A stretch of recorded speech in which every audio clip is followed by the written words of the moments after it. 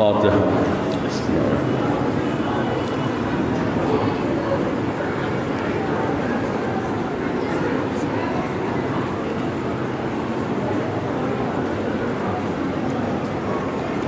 اعوذ باللہ من الشیطان الرجیم، بسم اللہ الرحمن الرحیم، الحمدللہ رب العالمین، نحمدہ ونستعینہ ونستغفرہ ونؤمن بہ ونتوکل علیہ۔ الصلاۃ والسلام علی اشرف الانبیاء والمرسلین وخاتم النبیین سیدنا ونبینا وطبیب نفوسنا وحبیب قلوبنا وشفیع ذنوبنا علی عبد المؤید ورسول المسدد المصطفى الأحمد حبیب الإلہ العالمین جد الحسن والحسین مولانا مولا الثقلین ابی القاسم محمد وأهل بيت الطيبين الطاهرين المعصومين المظلومين ولعنة الدائم على أعدائهم أجمعين من يومنا هذا إلى قيام يوم الدين. أما بعد فقال الله تبارك وتعالى في القرآن الحكيم بسم الله الرحمن الرحيم إنا علينا للهدى الصلوات والسلام.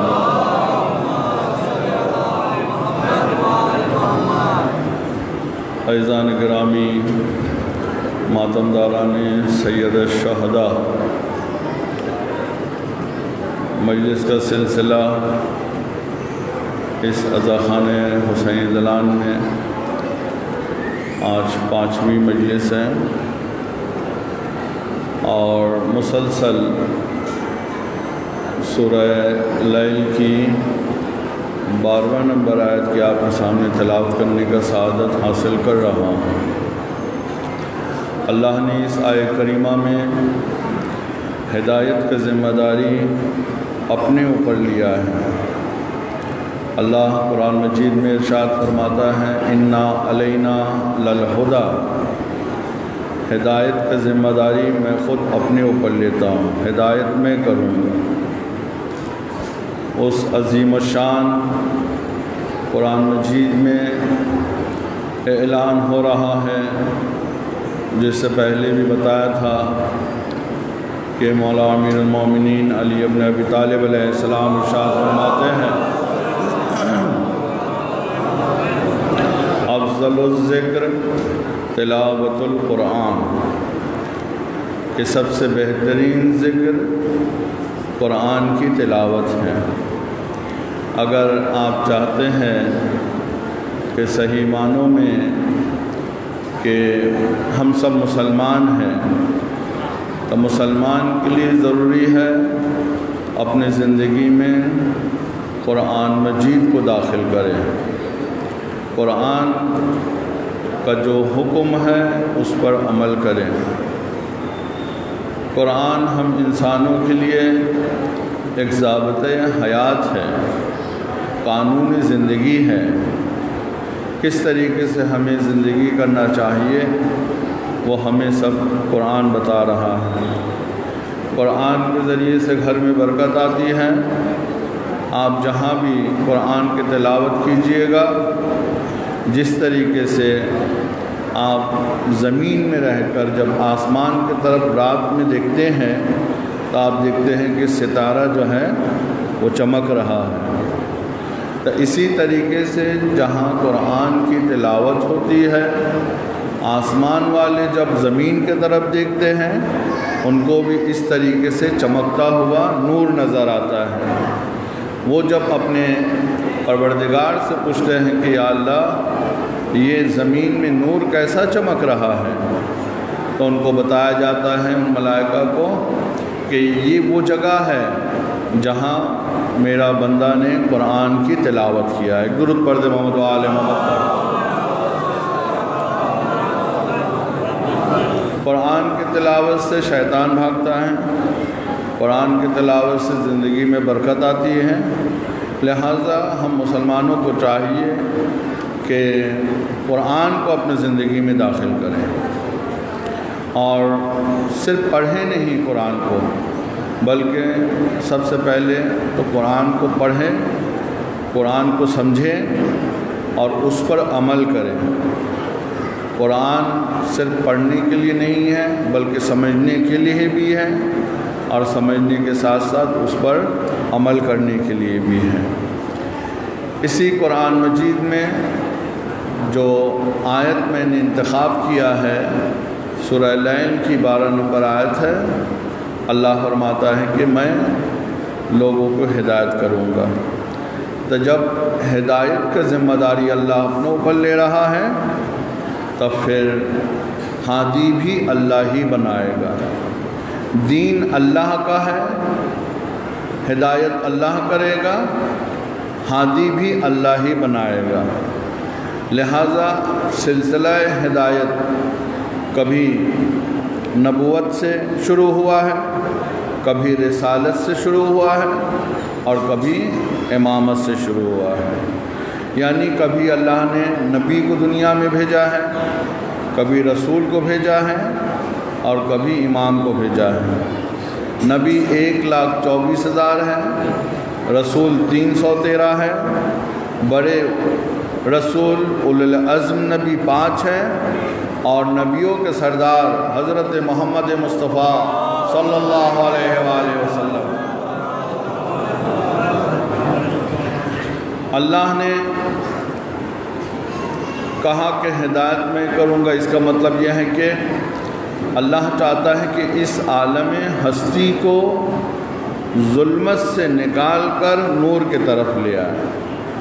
اللہ ولی الذین آمنوا یخرجوہم من الظلمات الی النور۔ اللہ خود فرماتا ہے کہ جنہوں نے مجھے اپنا سرپرست بنایا، اپنا ولی بنایا، میں ایسے لوگوں کو اندھیرے سے نکال کر، ظلمت یعنی اندھیرا، ظلمت یعنی جہالت، ظلمت یعنی گمراہی، اللہ فرماتا ہے کہ میں جہالت سے نکال کر علم کی طرف لے کر آؤں گا، گمراہی سے نکال کر ہدایت کی طرف لے کر آؤں گا، اور اس انسان کو میں ایک بہترین زندگی عطا کروں گا، حیات طیبہ زندگی عطا کروں گا۔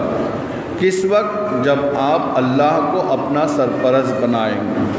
اور جن لوگوں نے اپنا سرپرست سمجھتے ہیں، یعنی اپنا لیڈر، اپنا گارجین، ولی جس کو کہتے ہیں، حاکم، اپنا حاکم، جنہوں نے اپنا حاکم شیطان کو بنایا ہے، والذین کفروا اولیاءہم الطاغوت، جنہوں نے طاغوت شیطان کو اپنا ولی بنایا ہے، حاکم بنایا ہے، اسے کیا کیا جائے گا؟ اسے نور سے نکال کر ظلمت کی طرف ڈال دیا جائے گا۔ درود پڑھ دے محمد و آل محمد۔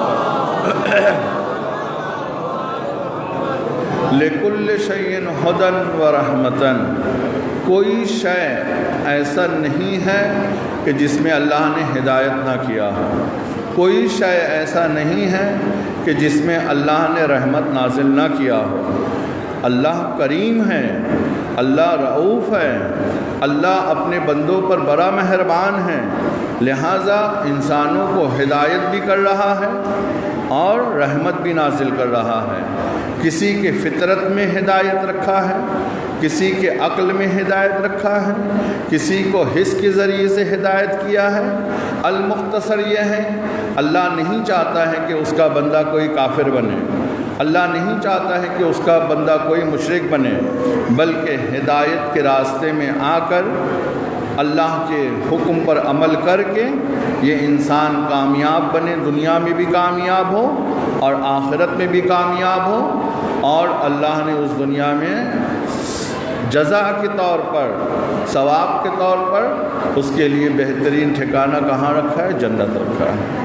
جب انسان اللہ کے حکم پر چلے گا، اللہ کے قانون پر عمل کرے گا تو اللہ جو ہے اسے یہ عطا کرے گا۔ درود پڑھ دے محمد و آل محمد پر۔ لہٰذا دنیا میں نبی آئے، رسول آئے، امام آئے، کس کے لیے؟ ہمارے ہدایت کے لیے۔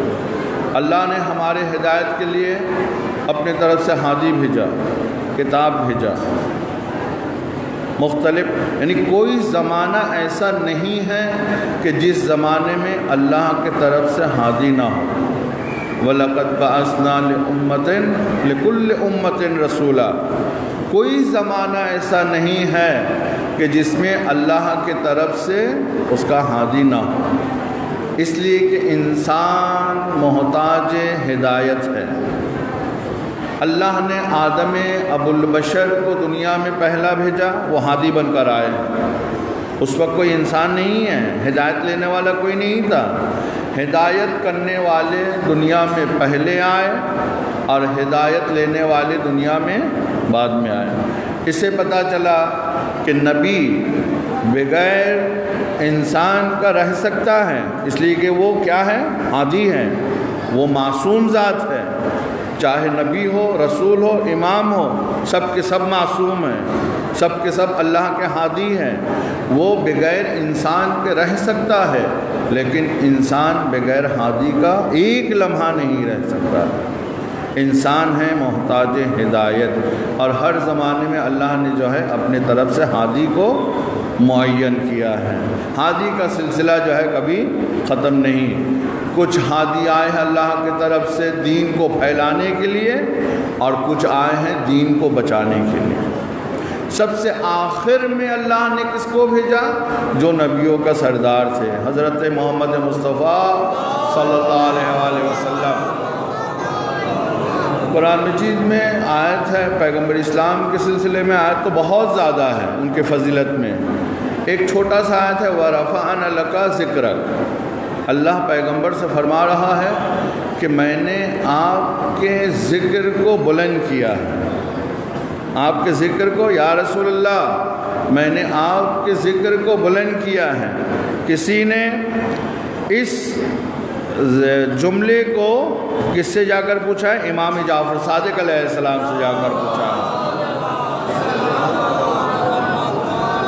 کہ اس جملے کا کیا معنی ہے جو قرآن مجید میں آیا ہے کہ وَرَفَعْنَا لَكَ ذِكْرَكَ، اے میرے رسول میں نے آپ کے نام کو بلند کیا ہے۔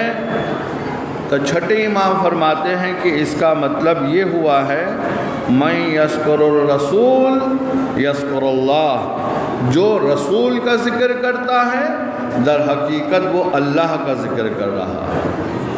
رسول کا ذکر سے کس کا ذکر ہوتا ہے؟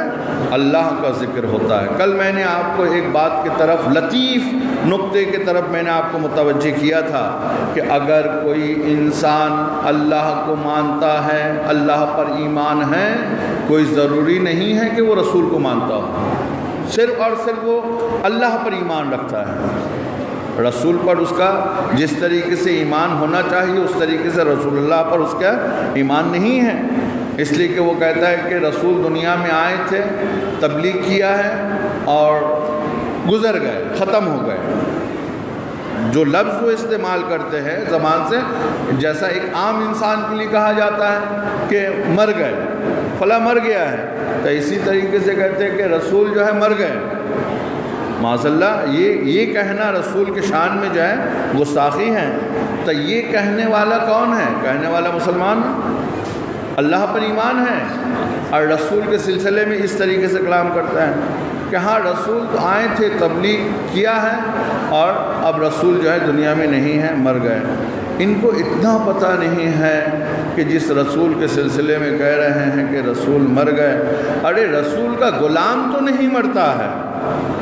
جس رسول کا غلام نہیں مرتا ہے اس رسول، وہ رسول کس طریقے سے مر جائے گا؟ ایک درود پڑھ دے محمد وآلہ محمد۔ تب رسول کا ذکر کرنے سے اللہ کا ذکر ہوتا ہے، اللہ کا ذکر کرنے سے ضروری نہیں ہے کہ رسول کا ذکر ہو۔ علی کا ذکر کرنے سے رسول کا بھی ذکر ہوتا ہے اور اللہ کا بھی ذکر ہوتا ہے۔ یہ ہو نہیں سکتا کہ کوئی علی کو مانے اور رسول کو نہ مانے، اور رسول کو مانے اللہ کو نہ مانے۔ اگر علی کو مان رہے ہیں، علی کا ذکر کر رہے ہیں، تو اس سے رسول کا بھی ذکر ہوتا ہے، اور اسی لیے کہ رسول اللہ نے کہا زینوا مجالسکم بذکر علی ابن ابی طالب، اپنے مجالس کو ذکر علی سے زینت دو۔ کیوں؟ لأنہ ذکرہ ذکری، علی کا ذکر کرنے سے میرا ذکر ہوتا ہے، اور میرا ذکر کرنے سے اللہ کا ذکر ہوتا ہے، اور اللہ کا ذکر جو ہے عبادت ہے۔ درود پر جمع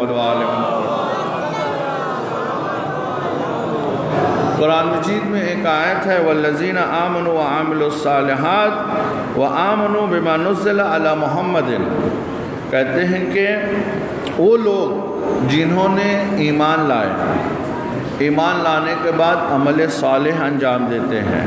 صرف ایمان کافی نہیں ہے۔ ایک کہیں کہ ہم اللہ کو مانتے ہیں لیکن نماز نہیں پڑھتا ہے، روزہ نہیں رکھتا ہے، خیرات حج زکوٰۃ نہیں کرتا ہے، تو ایمان یہ کافی نہیں ہے۔ ایمان کے ساتھ ساتھ عمل صالح بھی ضرورت ہے۔ اللہ پر ایمان لانا پڑے گا، اللہ جو حکم دے اقیموا الصلاۃ، نماز پڑھو، نماز پڑھنا پڑے گا، وآتوا الزکوٰۃ، زکوٰۃ دینا پڑے گا، روزہ رکھو، کتب علیکم الصیام کما کتب علی الذین من قبلکم، تمہارے لیے روزہ فرض کر دیا گیا ہے۔ تو اللہ نے جب روزہ فرض کر دیا ہے تو مسلمانوں کو روزہ بھی رکھنا پڑے گا۔ اگر آپ کے پاس دولت ہے، مال ہے، تو آپ حج میں جائیے، اگر پیسہ نہیں ہے تو آپ کے اوپر حج واجب نہیں ہے۔ قربانی دیجئے، سنت مؤکدہ ہیں۔ یہ سب کیوں کرتے ہیں؟ کیوں؟ اس لیے کہ چونکہ ہم مسلمان ہیں، اللہ کا حکم ہے، ہم اللہ کے خوشنودی کے لیے ہم یہ سب کام انجام کرتے ہیں۔ آپ نماز پڑھتے ہیں کہ اپنے لیے نماز پڑھتے ہیں؟ اپنے لیے تو نہیں پڑھتے ہیں۔ آپ نیت کیا کرتے ہیں کہ نماز پڑھتا ہوں قربتاً اللہ کے لیے، روزہ رکھتے ہیں اللہ کے لیے۔ اگر کسی یتیم و مسکین فقیر کو آپ کھانا کھلاتے ہیں، کس کے لیے؟ اللہ کے لیے۔ جو بھی ہم عمل کرتے ہیں وہ سب ہمارا کیا ہوتا ہے؟ اللہ کے لیے۔ تو اللہ فرماتے ہیں کہ جو لوگ ایمان لائے اور عمل صالح انجام دیتے ہیں، ان کے لیے ضروری ہے کہ ایمان لائیں بما نزل علی محمد، جو چیز پیغمبر اسلام پر نازل کیا ہے ان چیزوں پر بھی ایمان لائیں۔ تو پیغمبر اسلام کے اوپر اللہ نے کیا نازل کیا ہے؟ یہ تو تلاش کرنا پڑے گا نا، ورنہ ہم تو مسلمان تو پورا مسلمان نہیں بن پائیں گے، کیونکہ قرآن کا حکم ہے، اور قرآن کا ہر حکم جو ہے وہ کیا ہے؟ وہ کیا ہے؟ قرآن کا ہر حکم پر ہمیں عمل کرنا پڑے گا، ایمان بھی لانا پڑے گا، عمل بھی کرنا پڑے گا۔ 50-50 کا تو مسئلہ نہیں ہے۔ 50 خرگوش کا گوشت ہے اور 50 گدھا کا گوشت ہے۔ جو سینڈوچ بکری کر رہا تھا اس نے اپنے دکان میں لکھا ہوا تھا 50-50۔ اب پوچھا کہ بھائی 50-50 کا معنی کیا ہے؟ تو اس نے کہا کہ اس میں 50% گوشت گدھا کا ہے اور 50% گوشت کس کا ہے؟ تو 50-50 نہیں کہ ہمیں جو پسند ہوگا ہم اس پر عمل کریں گے، جو پسند نہیں ہوگا ہم اس پر عمل نہیں کریں گے۔ نہیں، قرآن مجید کا سورہ فاتحہ سے لے کر سورہ ناس تک جتنے آیت ہے، جتنا سورہ ہے، بلکہ ایک ایک نقطہ قرآن مجید کا، اس پر آپ کو ایمان بھی رکھنا پڑے گا اور عمل بھی کرنا پڑے گا۔ 1,24,000 پیغمبر ہے، اس میں سے اگر آپ ایک پیغمبر کو نہ مانیں، کیا آپ اسلام میں رہیں گے؟ دائرہ اسلام سے آپ خارج ہو جائیں گے۔ 4 بڑی کتاب ہے، توراۃ، زبور، انجیل، قرآن۔ آپ کہیے کہ ہم نہیں، ہم ایک کو نہیں مانتے، ہم تین کتاب کو لیں گے۔ نہیں، اللہ نے جو حکم دیا ہے اس پر عمل کرنا پڑے گا۔ تو اللہ کیا کہہ رہا ہے کہ بما نزل علی محمد، ہم نے جو محمد پر نازل کیا ہے اس پر بھی تم ایمان لاؤ۔ تو اللہ نے پیغمبر اسلام پر کیا نازل کیا ہے؟ یہ میں آپ کو دعوت فکر دے رہا ہوں، آپ لوگ خود جا کر دیکھیے گا، میں خود بھی بتاؤں گا، تھوڑا سا آپ کا ذہن کو تیار کر رہا ہوں۔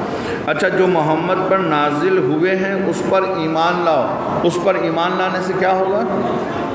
پیغمبر پر جو نازل کیا، اگر ہم اس پر ایمان لے آئے کہ ہاں یا رسول اللہ آپ پر یہ اللہ نے نازل کیا ہے، ہم اس پر ایمان لاتے ہیں، کفر عنہم سیئاتہم، خدا فرماتا ہے کہ میں تمہارے گناہوں کو معاف کر دوں گا۔ کفر عنہم سیئاتہم، اللہ فرماتا ہے کہ ہم تمہارے گناہوں کو کیا کریں گے؟ معاف کر دیں گے۔ اور دوسرا کیا کہہ رہا ہے کہ وَأَصْلَ بَعْلَهُمْ، اور دوسرا یہ ہے کہ ہم تمہارے زندگی کو بہتر کر دیں گے۔ لیجئے، زندگی کو بہتر کرنا ہے تو رسول اللہ پر جو اللہ نے نازل کیا ہے اس پر ایمان لے آئیے۔ اگر اپنا گناہوں کو معاف کروانا چاہتے ہیں، رسول اللہ پر جو نازل کیا ہے اس پر ایمان لے آئیے۔ تو رسول اللہ پر اللہ نے کیا نازل کیا ہے؟ سنیے، سورہ حدید آیت نمبر 25، اور سورہ کا نام بھی حدید، حدید یعنی کیا؟ لوہا۔ سورہ حدید آیت نمبر 25، یاد کر لیجئے اس کو۔ یہ پیغمبر اسلام پر نازل ہوا ہے، پیغمبر پر جو نازل ہوا ہے اس پر ایمان رکھنا پڑے گا۔ تو سورہ حدید کے 25 نمبر آیت میں ارشاد ہوتا ہے کہ وَأَنزَلْنَا الْحَدِيدَ فِيهِ بَأْسٌ شَدِيدٌ وَمَنَافِعٌ لِلنَّاسِ، اللہ فرماتا ہے کہ میں نے اپنے رسول پر حدید نازل کیا ہے، حدید یعنی لوہا۔ پیغمبر کے اوپر اللہ نے کیا نازل کیا ہے؟ حدید، حدید یعنی لوہا۔ اور اس لوہا کی خاصیت یہ ہے، اس کا کانٹ جو ہے، کاٹتا جو ہے بہت تیزی کے ساتھ کاٹتا ہے، اور وہ منافع للناس، اور اس میں لوگوں کے لیے فائدہ بھی ہے۔ آخر یہ کیا ہے؟ یہ جو پیغمبر اسلام کے اوپر حدید نازل کیا ہے، لوہا نازل کیا ہے، یہ لوہا کیا ہے؟ یہ کون سا لوہا ہے؟ کہتے ہیں کہ ایک نبی تھے داؤد نبی، ان کو کہا جاتا ہے لوہا والے نبی۔ ان کے پاس بھی لوہا تھا، لیکن ان کا لوہا آسمان کا نہیں تھا، زمین کا تھا، زمینی لوہا تھا۔ اور وہ لوہا کی خاصیت یہ تھی کہ وہ موم جیسا وہ بالکل نرم ہو جاتا تھا۔ لیکن یہ جو رسول پر جو لوہا نازل ہوا ہے، اس کا کاٹ بہت تیز ہے۔ یہ زمینی لوہا نہیں ہے، یہ آسمانی لوہا ہے جو آسمان سے اللہ نے نازل کیا ہے۔ آئیے اب اس کا پس منظر میں آپ کو بتاتا ہوں۔ جنگ احد میں لڑائی ہو رہی ہے، رسول اللہ خود جنگ کے میدان میں موجود ہے۔ ایک صحابی، ان کا نام ہے عکاشہ، جنگ کرتے کرتے ان کی تلوار ٹوٹ گئی۔ رسول اللہ کے پاس آئے، یا رسول اللہ میں جنگ کر رہا تھا، میری تلوار ٹوٹ گئی، اب کیا کروں؟ رسول اللہ نے زمین سے لکڑی اٹھایا لکڑی اٹھایا اور عکاشہ کے ہاتھ میں رکھ دیا ہے۔ اٹھایا لکڑی، عکاشہ صحابی کے ہاتھ میں جب رکھا ہے تو وہ لکڑی تلوار میں بدل گیا۔ آپ کہیں گے یہ کیسا ہو گیا؟ یہ کیسا ہو گیا کہ رسول اللہ نے لکڑی اٹھا کر ہاتھ میں رکھا عکاشہ کے اور وہ تلوار میں بدل گیا؟ یہی تو ہے رسول اللہ کا معجزہ کہ رسول جب، یہ وہ رسول ہے جب آسمان کے طرف دیکھ کر اشارہ، چاند کے طرف دیکھ کر جب انگلیوں سے اشارہ کرتا ہے تو چاند تو حصے میں تقسیم ہو جاتا ہے۔ تو کیا رسول کا یہ معجزہ نہیں ہو سکتا ہے کہ لکڑی کو تلوار میں تبدیل کر دے؟ جاؤ عکاشہ، یہ تلوار تمہارے ہاتھ میں نے دے دی ہے، جاؤ میدان جنگ میں جا کر جنگ کرو۔ عکاشہ چلے گئے۔ ایک اور صحابی آئے، ابو دجانہ، ان کا تعویذ بھی ہے، جن پری کا جو نقصان کرتے ہیں، یا ابو دجانہ کو رسول اللہ نے تعلیم دیا تھا۔ اور وہ دعا کتابوں میں موجود ہے کہ اس دعا کو رکھنے سے جو ہے جو جن پری جو انسان کو نقصان پہنچاتے ہیں وہ ایک حرص مانند ہے، یعنی حفاظت کے لیے۔ ابو دجانہ آئے، یا رسول اللہ میری تلوار ٹوٹ گئی، یہی میدان احد میں۔ رسول اللہ نے پھر زمین سے ایک لکڑی اٹھایا، ہاتھ میں رکھ دیا اور تلوار بن گئی۔ کہا جاؤ ابو دجانہ جا کر جنگ کرو۔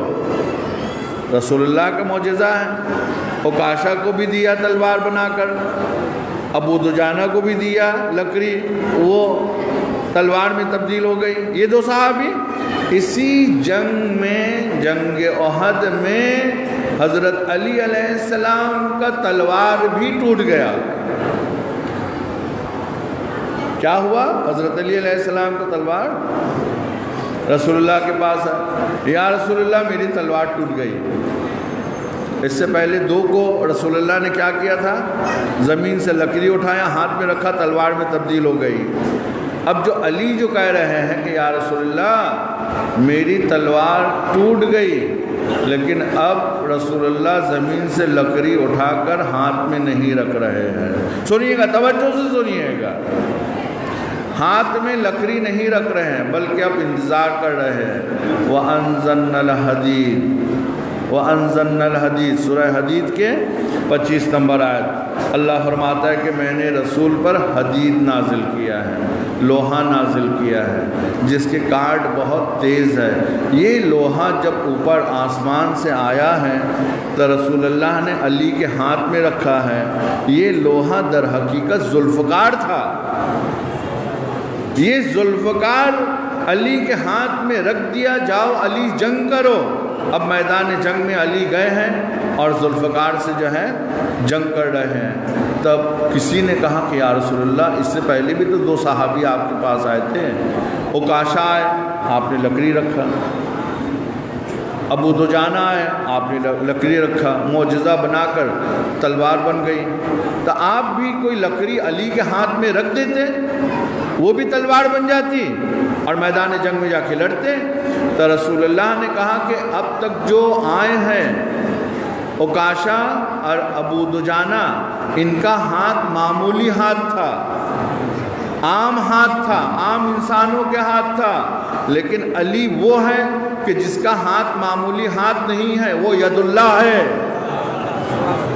ید اللہ کے لیے ضرورت اس بات کی تھی، وہاں سے تلوار آیا ہے، لہٰذا وہاں سے اللہ نے ذوالفقار نازل کیا ہے اور میں نے وہ علی کو دے دیا ہے۔ درود پڑھ دے مولا۔ اب بات سمجھ میں آئی؟ بما نزل علی محمدین، جو محمد پر نازل کیا ہے اس پر بھی ایمان لاؤ۔ تو پیغمبر اسلام پر کیا نازل ہوا ہے؟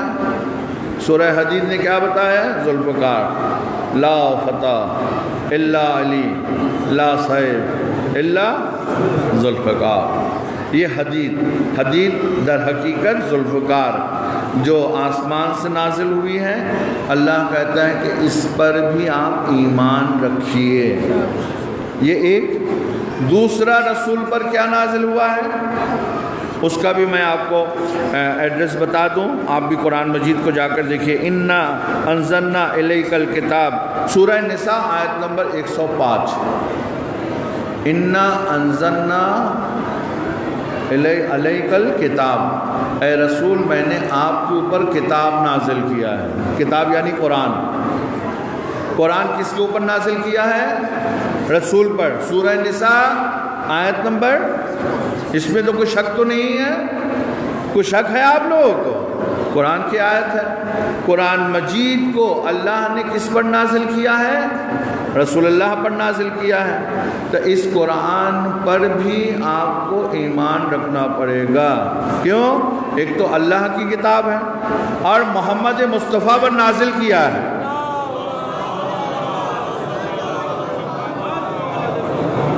یہ دو چیز، ایک ذوالفقار نازل کیا ہے، دوسرا قرآن نازل کیا ہے، اور تیسرا رسول پر کیا نازل ہوا ہے؟ اس کا ایڈریس بھی آپ کو بتا دوں، سورہ مائدہ آیت نمبر 67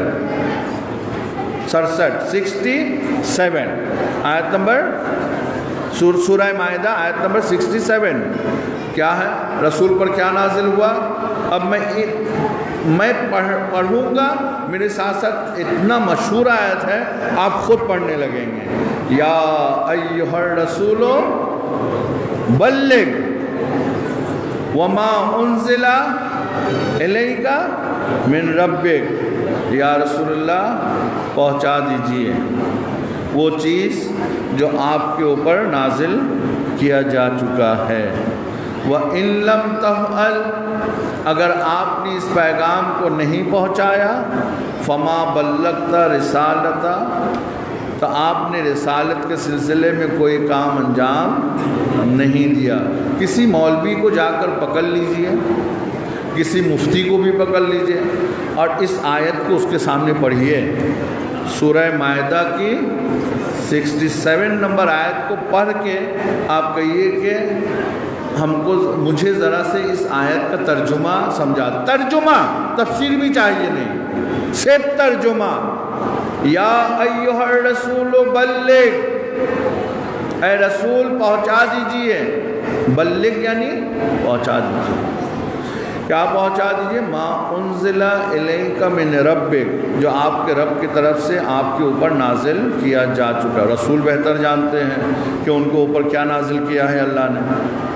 وَإِن لَّمْ تَفْعَلْ، اور اگر آپ نے اس کام کو نہیں کیا، فَمَا بَلَّغْتَ رِسَالَتَ، آپ نے رسالت کے سلسلے میں، یعنی رسالت زیرو، 23 سال پیغمبر اسلام تبلیغ کرتے رہے، دین پہنچاتے رہے، لوگوں کو مسلمان بناتے رہے، حکم نماز، حکم روزہ، حکم زکوٰۃ، حکم حج، جتنا بھی حکم آیا رسول اللہ ہی نے تو پہنچایا، ہر حکم کو رسول اللہ نے پہنچایا ہے۔ اب رسول سے کیا کہا جا رہا ہے کہ اگر آپ نے اس حکم کو نہیں پہنچایا تو آپ نے رسالت کے سلسلے میں کوئی کام انجام نہیں دیا۔ کیا نازل ہوا ہے؟ تو پیغمبر اسلام نے ممبر بنایا، خطبہ دیا اور ممبر کے اوپر خود گئے، جانے کے بعد جب بتا دیا حاجیوں کو عنقریب ہے کہ میں اس دنیا سے چلے جاؤں، آپ لوگوں کے نجات کے لیے 2 چیز چھوڑ کر جا رہا ہوں، ایک اللہ کی کتاب، ایک میری اہل بیت، یہ دونوں سے آپ جڑے رہیے گا، دونوں کو پکڑ کے رکھیے گا، قرآن کو بھی اور اہل بیت کو بھی، اسی میں آپ کے لیے نجات ہے۔ اور اس کے بعد پھر ایک مرتبہ رسول اللہ نے کیا کیا؟ اپنے دونوں ہاتھوں سے حضرت علی علیہ السلام کو اٹھایا۔ کس علی کو اٹھا رہے ہیں؟ جس نے در خیبر کو 2 انگلیوں میں اٹھایا تھا۔ علی تم نے در خیبر کو اکھاڑا تھا اللہ کے خاطر، اور آج میں تمہیں اٹھا رہا ہوں اللہ کے حکم کے خاطر۔ اللہ اکبر، اللہ اکبر، یہ سمجھنے،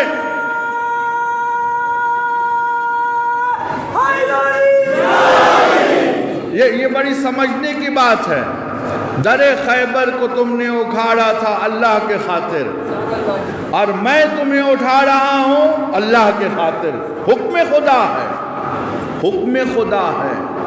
دونوں ہاتھوں سے علی کو بلند کر دیا رسول نے، اور سامنے مجمع کا دکھا رہے ہیں، اور کیا فرمایا ہے؟ من کنت مولا ہو فہذا علی مولا۔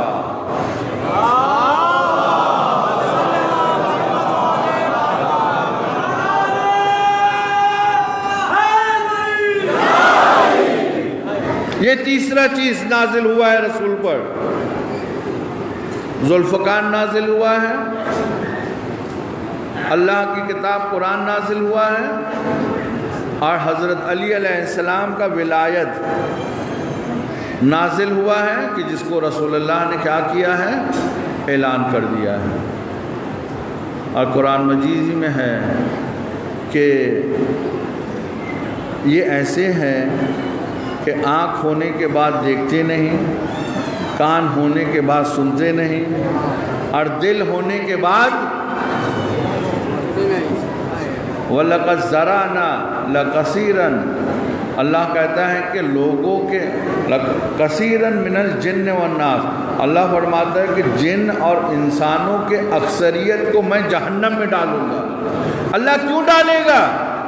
اللہ کہتا ہے کہ آنکھ ہے دیکھتے نہیں، کان ہے سنتے نہیں، دل ہے احساس نہیں، تو پھر جہنم میں نہیں جائیں گے تو کہاں جائیں گے؟ درود پڑھ دے محمد وآل محمد۔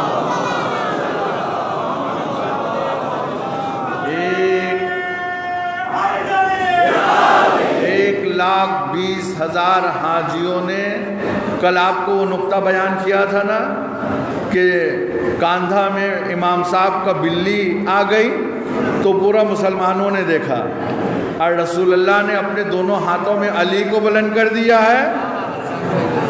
علی نظر نہیں آ رہا ہے، رسول اللہ کے دوش پر امام حسین آ گئے، امام حسین نظر نہیں آ رہے ہیں۔ مسلمانوں کو بلی نظر آتا ہے، لیکن علی جو رسول کے ہاتھ میں بلند ہے وہ نظر نہیں آتا ہے، وہ حسین جو رسول کے دوش پر سوار ہے وہ نظر نہیں آتا ہے۔ ایک درود پڑھ دے محمد وآل محمد۔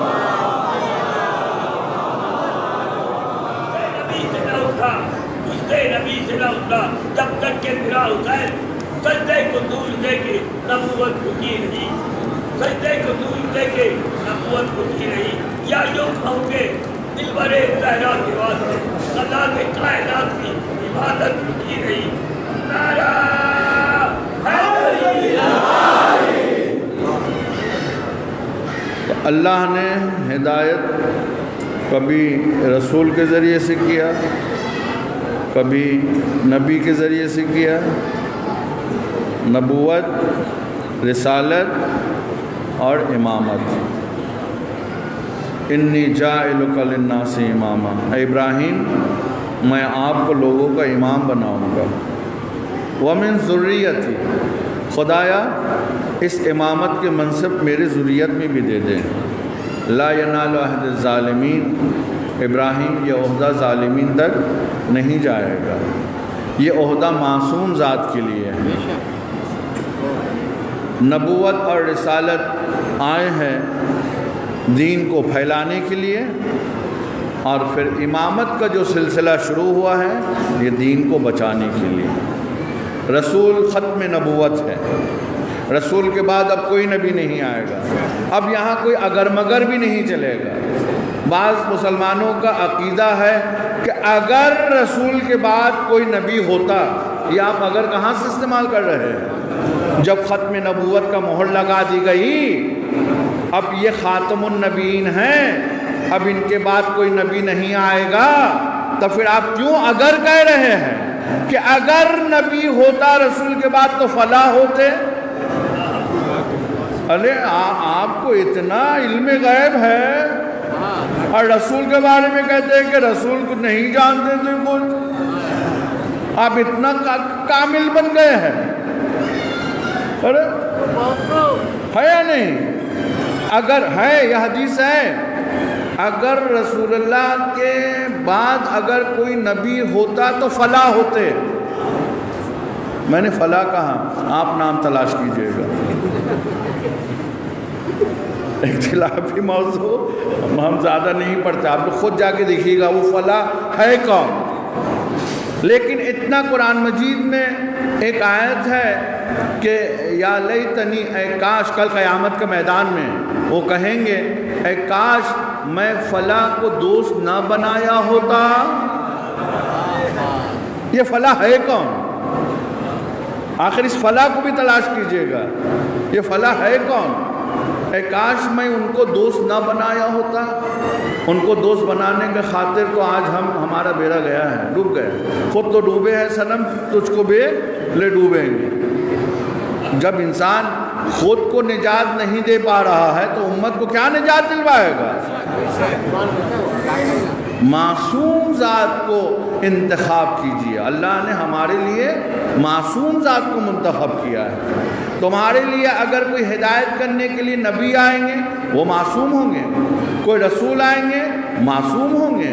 کوئی امام آئے گا وہ معصوم ہوئے گا، وہ منصوص من اللہ ہوگا، وہ اللہ کی طرف سے علم لے کر آئے گا، وہ خانہ کعبے میں پیدا ہوگا. اور کیا، اور اس سے کتنا اور کیا واضح ان مسلمانوں کے سامنے بیان کیا جائے. بچہ پیدا ہوتا ہے کہاں؟ گھر میں، نرسنگ ہوم میں، ہاسپٹل میں. ہاں، اگر کوئی دیکھیے پانی کی عادت کیا ہے؟ پانی کی عادت ہے کہ اگر کوئی پانی میں آ جائے اس کو ڈبا دو، اگر تیرنا نہیں آتا، ٹھیک ہے نا، اس کی عادت ہے ڈبا دو. آگ کی عادت کیا ہے؟ جلا دو، اگر کوئی آئے تو اسے جلا دو، اس کی عادت ہے. لیکن اگر کوئی پانی میں آنے کے بعد اس کے لیے رستہ بن جائے، رستہ بنا تھا کسی کے لیے؟ بتائیے کس کے لیے بنا تھا؟ جناب موسیٰ نبی کے لیے، ان کے قوم کے لیے جو ان کے پیروکار تھے.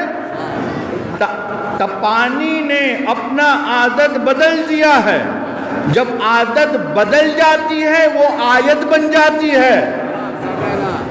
آیت یعنی اللہ کی نشانی.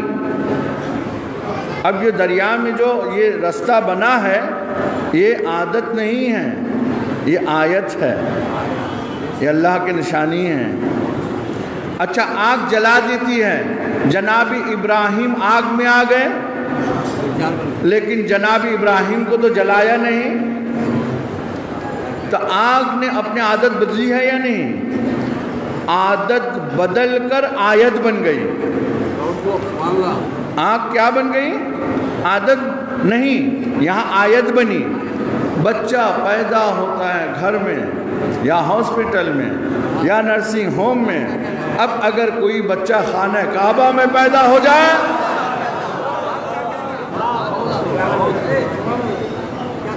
اگر بچہ خانہ کعبہ میں پیدا ہو جائے، وہ جناب عیسیٰ نبی مریم جو ولادت کے وقت قریب آئی، بیت المقدس میں تھی، ان کو کہا گیا کہ مریم یہاں سے نکل جاؤ، اس لیے کہ یہاں جو ہے بچہ پیدا ہونے کا جگہ نہیں ہے، یہ عبادت خانہ ہے. اور وہ علی کی مادر گرامی فاطمہ بنت اسد جو گھر میں بیٹھی ہوئی تھی، ان کو دعوت دے کر خانہ کعبہ میں بلایا گیا ہے. آج بھی اس وقت سے ولادت علی کے بعد سے وہ نشانی آج تک کوشش کی جا رہی ہے چھپانے کی، لیکن طاقت ختم ہو گئی. کیوں ختم نہیں ہو رہی ہے؟ اس لیے کہ یہ عادت نہیں ہے، یہ آیت ہے، اللہ کی نشانی ہے. اور جب اللہ کی نشانی ہے پھر کوئی طاقت اسے ختم نہیں کر سکتی ہے. ایک درود پڑھ دے محمد وال.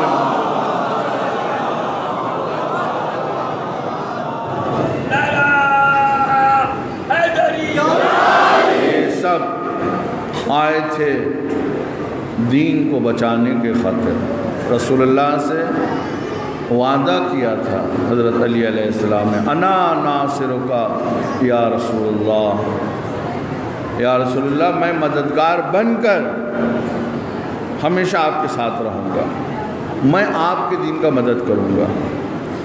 اگر علی نہیں ہوگا تو حسن علی بن کر آئیں گے، اگر حسن نہیں ہوں گے تو علی تو حسین علی بن کر آئے گا. کربلا کے میدان میں حسین آئے ہیں، اپنے ساتھ 3 علی کو لے کر آئے. دین کو بچانے کے لیے حسین 3 علی کو لے کر آئے ہیں. علی ابن الحسین زین العابدین، علی اکبر، علی اصغر، 3 علی کربلا کے میدان میں. امام حسین علیہ السلام نانا کے دین کو بچانے کے لیے آئے ہیں، قرآن کو بچانے کے لیے آئے ہیں، شریعت کو بچانے کے لیے آئے ہیں. مسلمانوں ذرا سا سوچو کہ نبی کا نواسا کربلا کے میدان میں یہی ایام میں، اسی ایام میں ذبح کر دیا گیا نہر فرات کے کنارے. 8ویں امام فرماتے ہیں کیا تشبیہ دیا ہے امام نے، کہا کہ میرا جد مظلوم غریبانہ مظلومانہ طریقے سے ذبح کر دیا گیا۔ کیسا ذبح کیا گیا؟ جانور کے طرح، جیسا جانور۔ مولا میں پوچھوں گا آقا امام رضا سے، مولا جانور کو اگر ذبح کیا جاتا ہے تو شریعت کا حکم ہے کہ جانور کو پانی پلا لو، حسین کو تو پانی بھی نہیں دیا ہے۔ شریعت کا حکم ہے کہ اگر ایک جانور کو ذبح کر رہے ہو تو دوسرا جانور سامنے نہ ہو۔ ارے حسین ذبح ہو رہا تھا اور بہن زینب کھڑی ہو کر دیکھ رہی تھی۔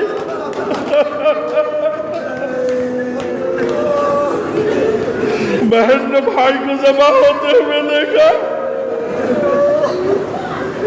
پھر کیسا مولا فرما رہے ہیں، مثل گسفن ذبح کر دیا، پانی بھی نہیں دیا، بہن دیکھ رہی تھی۔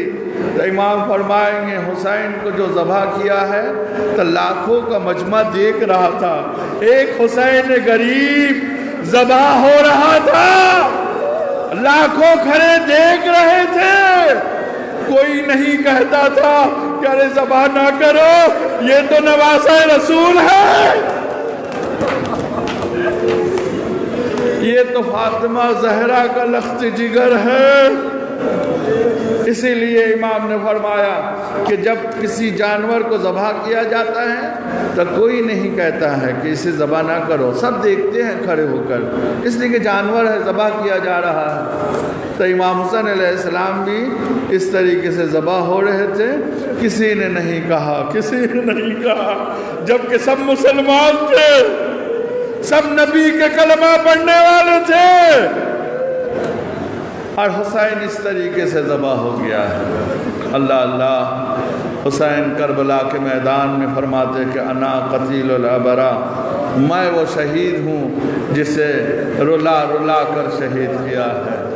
کبھی حسین قاسم کے لاش کو اٹھاتے ہوئے روئے، کبھی آن محمد کا جنازہ اٹھاتے ہوئے روئے، کبھی عباس کے بازو کٹے ہوئے بازو کو اٹھاتے ہوئے روئے، اور جب علی اکبر نے آواز دیا، منسوب ہے آج کی مصائب جناب علی اکبر سے، آج کی مصائب منسوب ہے جناب علی اکبر سے۔ ایک شخص مدینے میں آیا اور آنے کے بعد کہا کہ میں رسول اللہ سے ملنا چاہتا ہوں۔ لوگوں نے بتایا کہ رسول تو ہے نہیں، رسول وفات کر گئے ہیں۔ تو اس نے کہا کہ میرے دل میں یہ تمنا رہ جائے گی، میں رسول کے چہرے کی زیارت کرنا چاہتا تھا اور اس سے میں محروم رہ گیا، رسول اللہ وفات کر گئے۔ کسی نے کہا کہ اگر رسول اللہ کے چہرے کی زیارت کرنا چاہتے ہو تو جاؤ حسین کے پاس چلے جاؤ۔ کہا کہ حسین کے پاس کیا ہے؟ کہا کہ حسین کے پاس ان کا ایک فرزند ہے جس کا نام علی اکبر ہے، وہ شبیہ پیغمبر ہے، رسول اللہ کے چہرے کے شبیہ ہے۔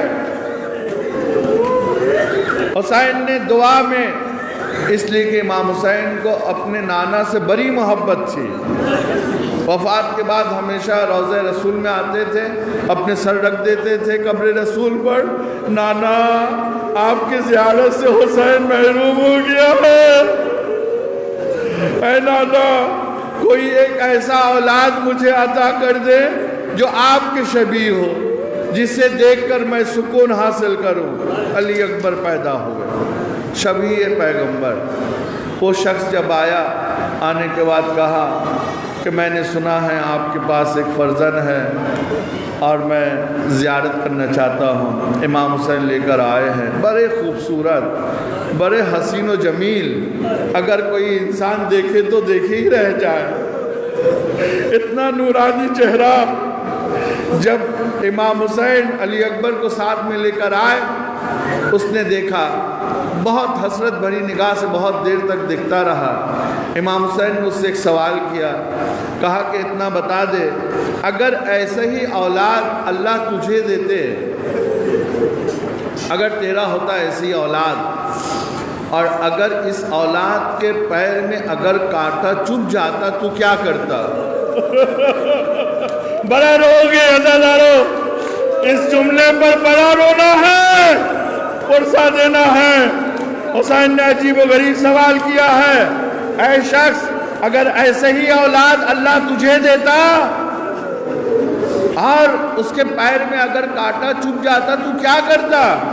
تو وہ شخص حسین سے کہتا ہے کہ اگر کانٹا چبھ جاتا، اتنا خوبصورت بیٹا، اتنا حسین و جمیل نورانی بیٹا، تو میں تو مر جاتا۔ حسین نے کہا کہ کانٹا اگر چبھ جاتا تو مر جاتا۔ ارے حسین کربلا کے میدان میں اسی کریل جوان کے سینے سے برچھی کا انی نکالے گا۔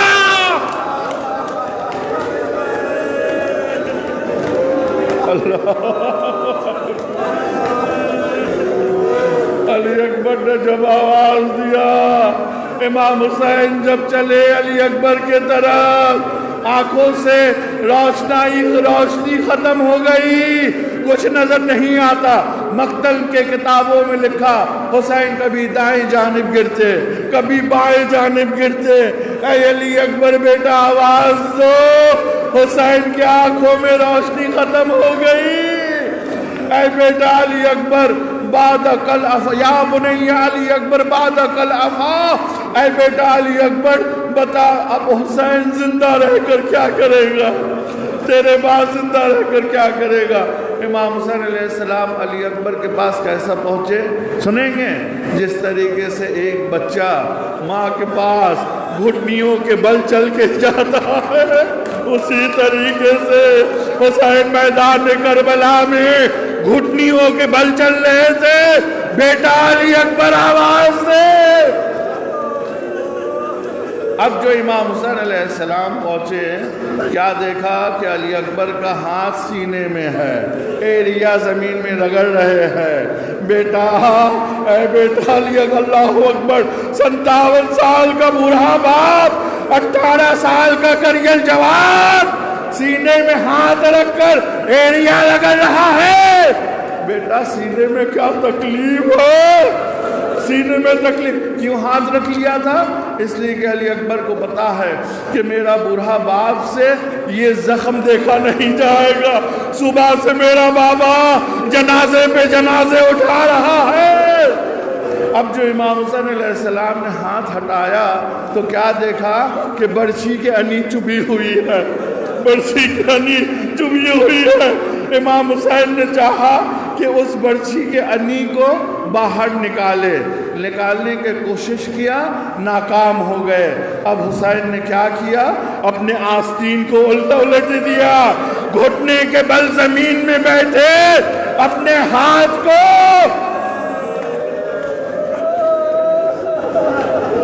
ٹوٹے ہوئے وہ جو نیزہ کی انی جو ٹوٹ گئی تھی کلیجے میں، وہ بھی کلیجے میں اگر کوئی نیزہ کا انی ٹوٹ جائے، پوچھو اس سے کیا تکلیف ہوتی ہے۔ حسین نے نیزے کے انی میں ہاتھ رکھا، آستین الٹ دیا، گھٹنے کو ٹیک دیا۔ اب جو اس نیزے کے انی کو کھینچنے لگے تو دیکھ رہے کہ علی اکبر کا بدن بلند ہونے لگا، زمین سے بلند ہو رہا ہے۔ بابا، اے بابا! حسین کبھی آسمان کے طرف دیکھتے ہیں، کبھی علی اکبر کے چہرے کے طرف دیکھتے ہیں۔ ایک مرتبہ نجف کا رخ کیا، اے بابا علی، اے بابا! کائنات میں آپ کے سب کی مشکل کو آسان کیا۔ بابا، در خیبر کا اکھاڑنا بڑا آسان تھا، کریل جوان کے سینے سے برچھی کا انی نکالنا آسان نہیں۔ اب جو یا علی کہہ کر کھینچا، برچھی کے انی کے ساتھ علی اکبر کا کلیجہ نکل آیا۔ علی اکبر نے دم توڑ دیا، حسین جھکے کریل جوان کے جنازے کو اٹھانے کے لیے۔ طاقت بدن نے ساتھ نہیں دیا، زمین میں چھوڑ دیا، پیچھے بہن کھڑی ہے، آواز دے رہی ہے دریا کی طرف دیکھ کر، عباس کیا سوتے ہو ترائی میں چین سے؟ عباس کیا سوتے ہو ترائی میں چین سے؟ اکبر کا لاشا اٹھ نہ سکے گا حسین سے۔ اے بھیا زینب آئی ہے آپ کے مدد کرنے کے لیے۔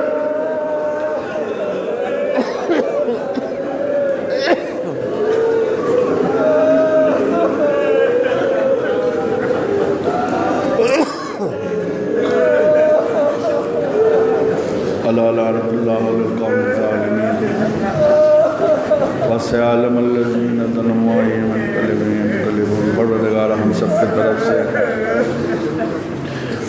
اس عزاداری کو قبول فرما۔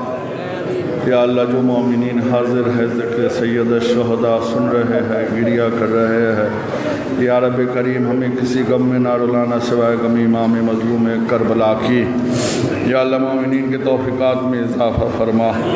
یا اللہ دنیا میں جہاں کہیں بھی محبان اہل بیت عرش اعظم میں حاضر ہو رہے ہیں، سب کی حفاظت فرما۔